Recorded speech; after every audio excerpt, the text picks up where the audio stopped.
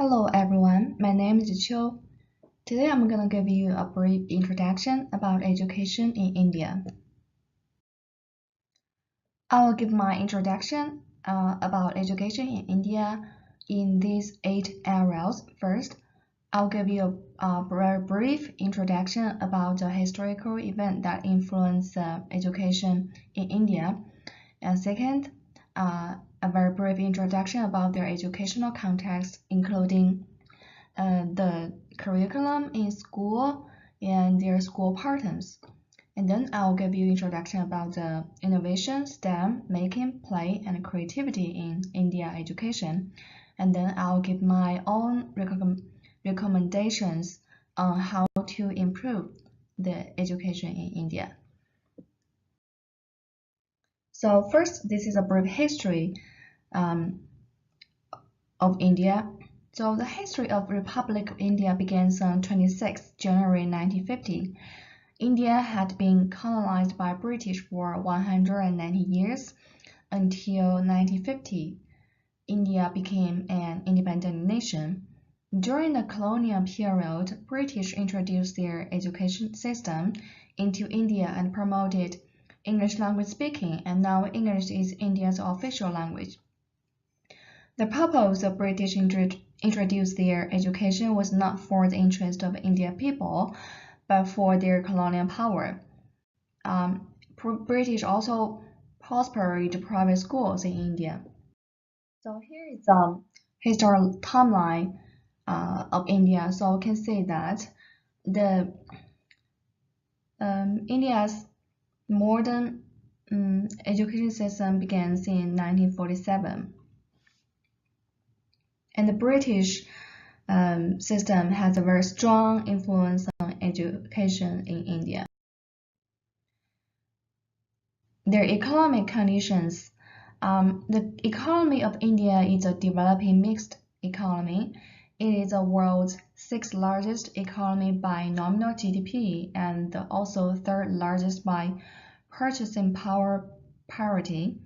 The country ranks 139th in per capita with $2,134 and 122nd in per capita with more than $7,000 as of 2018. After 1991 economic liberalization, India achieved 6.7% average GDP growth annually. Since 2017, with the exception of 2017, India's economy has been the world's fastest growing major economy, surpassing China. So from this figure, we can say that India's population projection has a very strong characteristic that they have a lot of young people. So the long-term growth perspective of Indian economy is positive due to its young population. According to the data, India's population is 1.3 billion, and 50% of its population is below 25, and about 30% of the workforce in STEM-related area.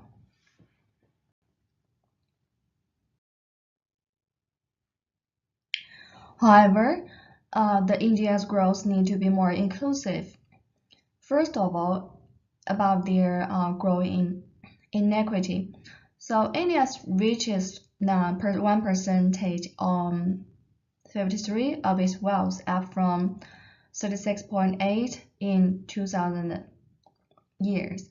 For comparison, the richest 1% in the United States on 37.3% of its wealth.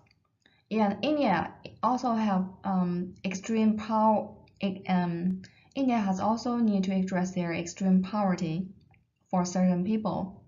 About 1/3 of the world's population living on under $1.9 living in India, and there are about 224 million people. And also, India needs to get more women working. When it comes to closing the gender gap, India has a lot of catching up to. So let's look at this picture first. This picture shows the female labor force participation rate in these countries and the gender gap of these countries. We can see that India has the lowest, with less than 30% of female labor force participation rate and 53% of gender gap. Although India has made modest progress in closing its gender gap over the last decade, rising from 98th to 87th in the World Economic Forum Gender Gap Report, which aggregates a range of indicators from health and education to economic and political participation. However, it ranks a lowly 135th out of 144 on women labor force participation, just behind Yemen. India's economy would have much to gain from getting more women in the workforce. And also, India has its economic aspirations. According to their three-year agenda from the year 2017 to 2018 to 2019 to 2020, it is further divided into 7 parts, with a number of specific action points for each part to boost economic growth. The key points from this document are as follows: reducing fiscal deficit to 3% by the year 2018 to 90 and revenue deficit to 0.9% of the GDP by the year 2019 to 2020, and to double farmers' income by several means, including reform and APMCs, raising productivity through enhanced irrigation and faster seed replacement rates, and also a recession of agriculture and a shift to high-value commodities, horticulture, animal husbandry, fishery, and etc. Okay, and this is a second part. I'll give a brief introduction about their education context, private schools versus public schools. So, as we talked just now, we know that the British introduced a private school system into India, and now private schools in India is very, very popular among the students. And from this figure, left ones, we see that the number ratio of private schools to public schools is 5 to 7. And from the right figure, we can see that the actual and projected share of enrollment increased 5 to 12 by type of institution. So the green one is a government school, and the second one is a private school, aided from government, and the blue one is private school, aided, also get funds from government. And we can see that there are fewer and fewer students get enrolled in the public schools and more enrolled in private schools. And the most obvious difference of private schools from public school is the tuition.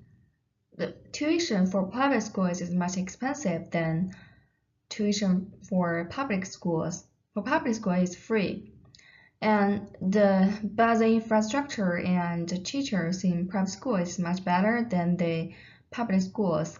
So the public school is not, the students do not want to go to the public school, not only because they have poor infrastructures, but their teacher quality is much poorer than the private school. The teachers are often absent in schools, or most of them feel apathy towards their job and about the teaching. And besides private schools and public school, there are also other types of schools, either international school or homeschooling. Homeschooling is allowed in India, so parents can choose whether to send their kids to schools or have their kids to get education in school.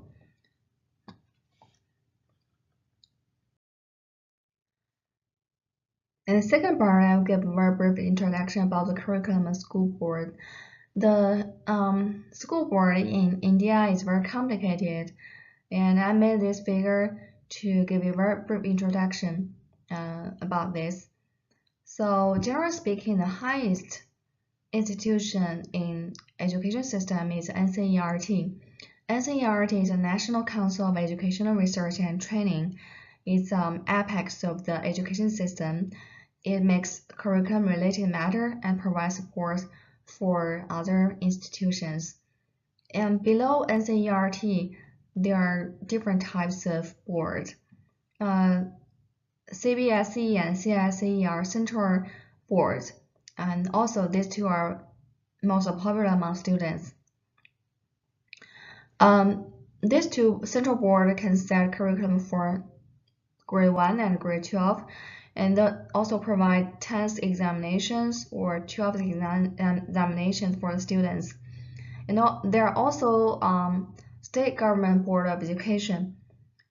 State Government Board of Education also can set curriculum and examinations for grade 1 to grade 12. And different from central boards, the state boards is more local appeal. They have bilingual language for their curriculum.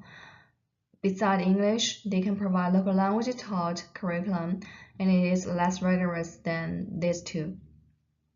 And then there are also NIOS. NIOS often provides homeschool students curriculum, and it can be customized. And besides this, central, state, or homeschoolings, there are also autonomous schools or international schools which taught international courses, for example, AP or IGCSE or IB courses from around the world. And students also can use their grades of this international course to apply university, whether in the nation or outside of this nation. So some people might ask, what's the relationship between schools and these boards? As we talked about that, there are two types of schools in India, private schools or public schools. So this board can choose to fund schools. For example, CBSE can provide funding to a school, and then the school will provide the curriculum set by CBSE. So this is the public schools.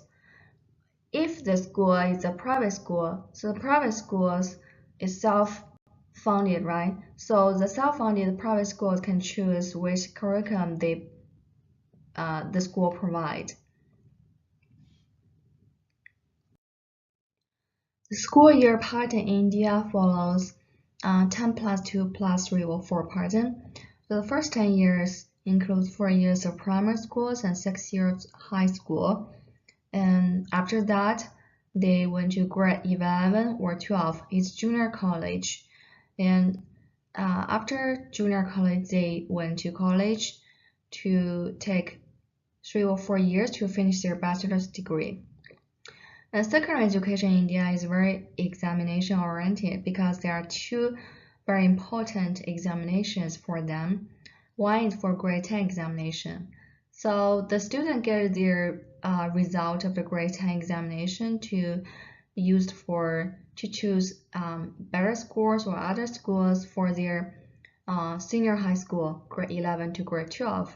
And also for grade 11 and grade 12, they will choose their track, whether they focus on engineering or mathematics or chemistry or physics or other humanity or literature areas. They will make their decision. They can also use their grade 10 examinations to apply some pre-university programs or some vocational or technical schools. So here we can see that this is a year 10 certificate. If they get a year 10 certificate, they can choose to go to upper, finish their senior high school to get a year 12 certificate, or they can go to their polytechnic to get a vocational certificate or career. And there are another examination that's very important for them is a grade 12 examination. So when they finish their whole secondary education, they can get a year 12 certificate. This can be used for the vocational schools, universities in nation or worldwide. So here we can see that they can go up to applied university using this certificate to get a bachelor degree.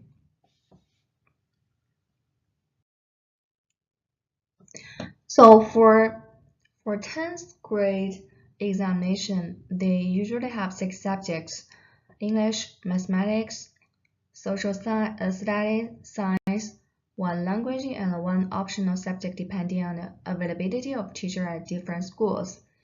Elective or optional subjects often include computer applications, economic, physical education, commerce, and environmental science. And 12th grade is a senior secondary or higher secondary education exams, usually takes 4 or 5 subjects with English or their local language being compulsory. So students re-enrolling in most secondary schools after grade 10 have to make the choice of choosing a course stream in addition to English or the local language. There are several areas that they can choose, which are science, mathematics, biology, chemistry, or physics, commerce, accounts, business studies, and economics or humanities, industry of history, political science, sociology, psychology, geography, depending on schools. So students study mathematics up to single variable calculus in grade 12. School hours. School hours for primary school begins 9 a.m. to 3:20 p.m. and schools are open 200 days a year for grade 1 to 5 for a total of 800 instructional hours per year. This is a requirement by their education system, and for high school, school usually begins at 7 and ends at 1:40. After school, students usually go to institutions for tutoring for 3 to 4 hours, especially in senior high school years. As we talked about that, India's secondary education is very examination oriented, and the students are really very feel very high pressure and they study very hard because the 2 examinations, which is grade 1, grade 10, and grade 12, is very important for them, for them to apply to a better senior high schools or for a better university. And for the most prestigious schools, university in India, besides grade 12 national examination, they have their own examinations for the students from the whole nation. And it is often even harder than the grade 12 examination. So students in this secondary school, especially for senior high school years, are really hard working on that.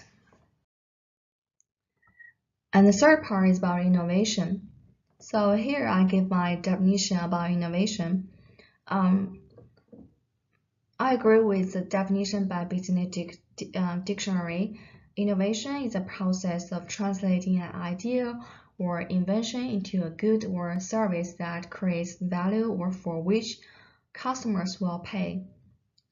So, in order to be called an innovation, an idea must be replicated at an economical cost. It must satisfy a specific need. Innovation involves deliberate application of information, imagination, and initiative in deriving greater or different values from resources. It includes all processes by which new ideas are generated and converted into useful products. In business, innovation often results when ideas are applied by the company in order to further satisfy the needs and expectations of customers. So the difference between innovation and creativity is that innovation emphasizes on doing. Whether you have ideas, you have to come out plans and ways to implement your ideas. But creativity is about thinking and come out ideas. So for me, this is two main different. So innovation emphasizes a lot on doing, came out, and implementation of your ideas. And innovation and economic prosperity in India. According to a white paper released by Indian and European policymakers at an event organized by the European Business and Technology Center and the India Council for Research on International Economic Relationships.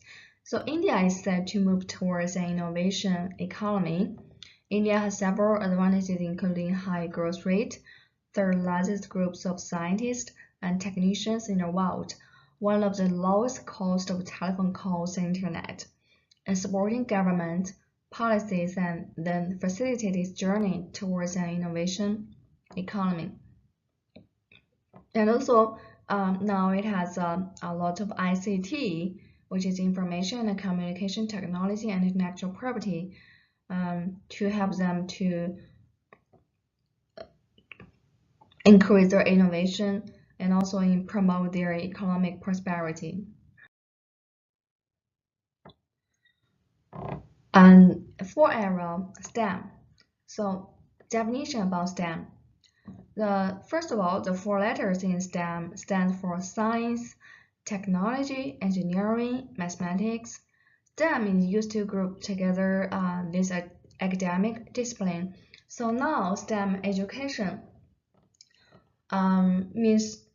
has two meanings. First, it can be regarded as STEM separately, like any major that in this area can be called a STEM education.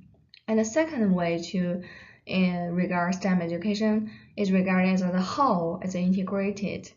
Like STEM education in some areas is regarded as integrated the science, technology, engineering, and making together as a whole. It's usually related to problem and project-based activity. STEM in India.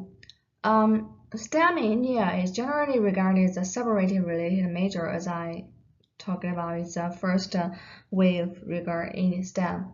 So usually people in India, when they talk about STEM, they think about STEM-related major like chemistry, physics, engineering, mathematics, and computer science. So these majors are within the STEM area. And STEM is a priority of their choice when they choose their career track or their major track, especially information technology, engineering, and medical science. Generally speaking, about 70% of the students will choose STEM-related major when they at 10th grade. So, but after this, the second popular one is commerce, including accounting, finance, and business. And students cannot do the first two or choose humanity, which include history, political science, sociology, psychology, or education and literature. So we can see that for education, and this might be part of the reason that why teacher in India college is not very high. Maybe their students are not good students when they choose education as their major because they have no choice, right? And students choose their major in 11th grade, and it's hard to change them ever since. Because if you want to change your major after like you study a one whole year, you want to choose your major, you have to start over. So there's not many students choose to change their major once they started study for like 1 or 2 years. And next one is making. So here's a definition about making. I agree with this definition in this website by UTech Maker Advisory Group 2016. which says making is an interactive process of tinkering and problem solving that draws on a DIY mindset. Making is a collaborative and allows for self-expression through the creation of a personality, meaningful artifact that is shared with a larger community. So in this process, students can encounter a lot of problems. So this process involves a problem-solving process, and it may provoke the student creativity to make their own inventions. And making process is also very inclusive, so there's no boundary between displaying and displaying. You need to use a comprehensive content knowledge to finish your project. And also, the process of making is more valued than the result. During the process, students encounter a lot of things, and they find a way to address these things. Although the result is also very important, but the process is more valued than the pure result. And making in India, there is an increased number of makerspace. Fat Lab, Hackerspace are opened in big cities and accessible for most people in the city, but not in school setting. In India, the government under Prime Minister Narendra Modi is running a program called Alta Innovation Mission, which aims to bring Tinker Lab to schools all over India. So we can say that India think that maker space or Fat Lab, something related to this is very good for them to promote some innovations and creativities for their students. And primary schools have crafts class in which students can make their daily life things like scarf and baskets, but this kind of class is like once a week. And students really like the craft class, according to a lot of my India friends. And also, there is a literature show that it is awareness of use library makerspace among library professionals in India. So the paper have a questionnaire survey among a lot of library professionals.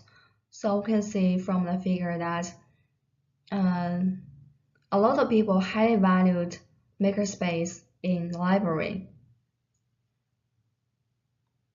The red one is a highly valued makerspace in library, and blue one is a valued makerspace in library. So we can say that makerspace are new concept in Indian libraries. So there is a dire need to make models of successful makerspace for them to see when a makerspace in the library, what it looks like, what people can do in a makerspace, how we can use the resources in a makerspace in a library.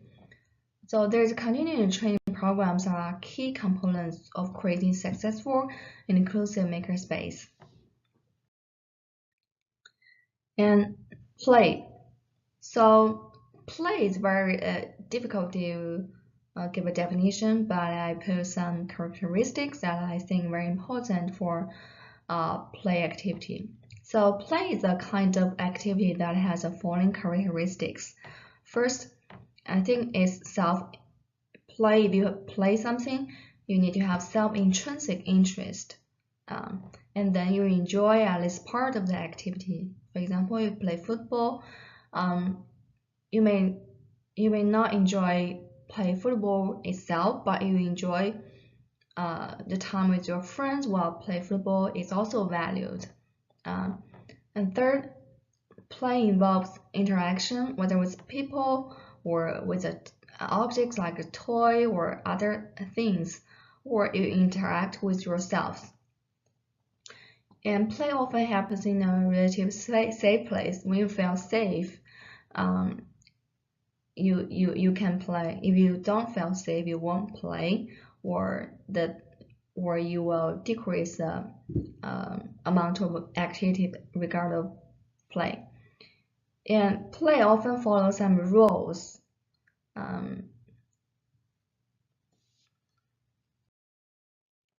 Play in India. Also, we talked about that India's education is highly examination oriented, so play is not considered as an important part in Indian education. However, there's a recent trend that there is computer or mobile game-based learning and teaching in India. So there's a lot of research on how we can use computer or mobile game to help students to learn, because there is ICT information computer technology based on teaching and learning. So they may find that this is a good way to promote education equity, to provide education for remote areas, poor areas, to share with resources from the city. And then creativity. According to Blocker's definition, creativity is the interaction among aptitude, process, and environment by which individual or group produces a perceptible product that is both novel and useful as defined within social context. Creativity in India. Private schools do much better in creativity than public schools. As we said, that public schools not only has very bad infrastructure, but its teacher quality is not as good as private schools. So there are a lot of project-based or problem-based learning or teaching style in private schools. For them, it's kind of creativity because it's different from the traditional memorization style of teaching and learning. And also for a lot of good, whether it's public or private, schools are cooperated with the local industry for the student to do some projects. So they regard this as a kind of creativity in their education. So this is from a paper. The author would like to make some change for a local schools in India, so they can compare the current style of their education with the ways he wished to. So we can see that the current status of their education style is behaviorism, student participation is very passive, student involved in outcomes is decreased responsibility, their role is direct follower, and their curriculum goals is project oriented or examination oriented. The teachers is mainly as a director or transmitter. As we talk about that, there are a lot of smart schools in India. They use information and communication technology embedded, enable the schools to use the technology to help the student to learn, teacher to teach. The smart schools are schools where students are autonomous learners. They learn how to learn. Smart schools enable children to acquire ability of constructing knowledge from available information. These abilities are crucial to a learning society, and available information are supported by the CS technology applies in the classroom. So we can say that in the year 2011 and 12, there are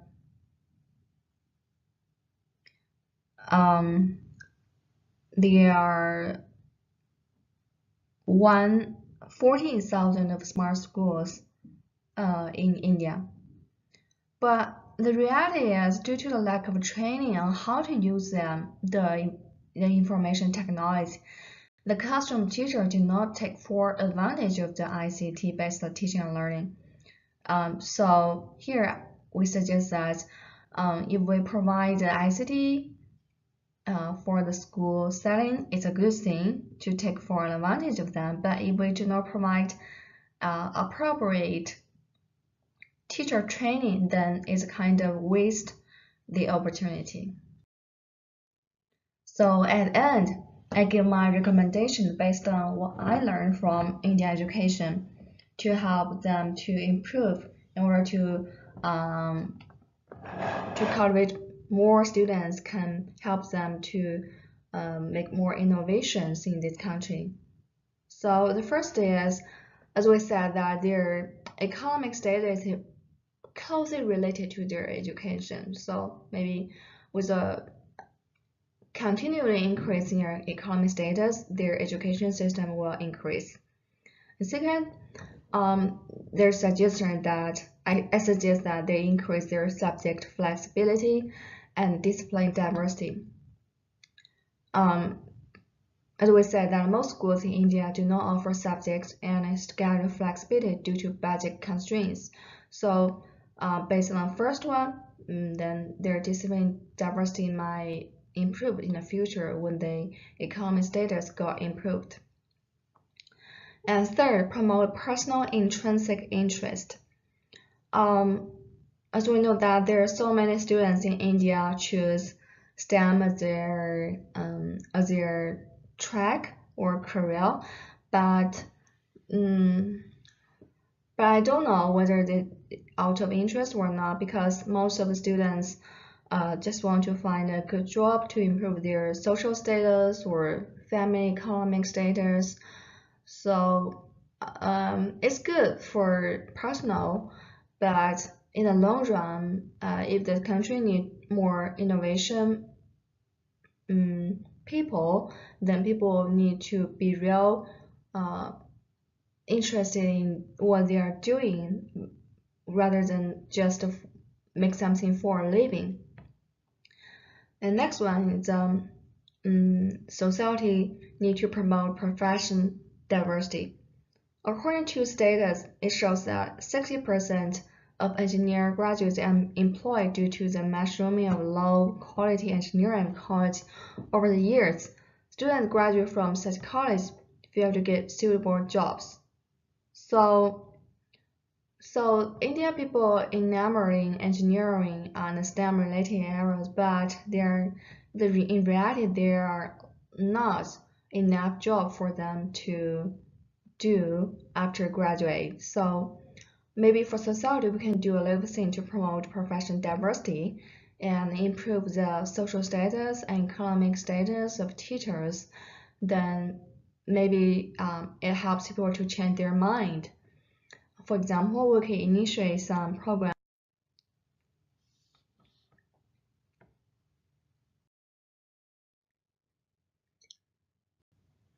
Okay, this is my presentation. Thank you so much.